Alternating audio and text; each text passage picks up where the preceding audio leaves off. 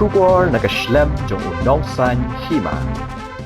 Ka Saudi Arabia kalaberngam ban hiarthma ya ka Iran ada ka Iran kadang ibeteng ban penjat ikija ka penmi umpnyang ban ikija ka penmi gas jong kiri ba marjan ha Middle East. Menteri Ketenaga Kambari ke Saudi Arabia, Prince Faisal bin Farhan Al Saud.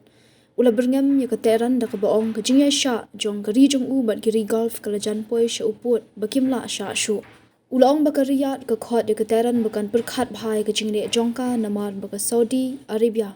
Bat kiri ba marjan kinla ban shim ki sien jam badan kam ladaki jiet ban ne kumta. Kajing maham kalawan hadian baka Saudi Arabia hakasngi palai kala penbena bakla yo ban penjot no ya Saudi ki ballistic missile ka Iran ki batmu ban siat ya jaka penmi natural gas Riyadh.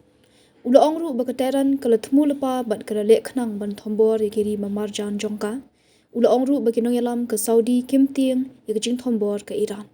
Ngim shanya baka Iran kandei ka parlok ba shisha baka lek kumni ka ka jing shanya ka barit ka beladan lupa kala syapen pralut ula benrap. Kani ka jing berngam ka Saudi Arabia ka wan hadian baka Iran kadang beteng ban hiarthma ya ka Saudi bat ikiri ba marjan jongka nadu baka US bat ka Israel kala hiarthma ya ka Iran ka arpu pradrik rempang.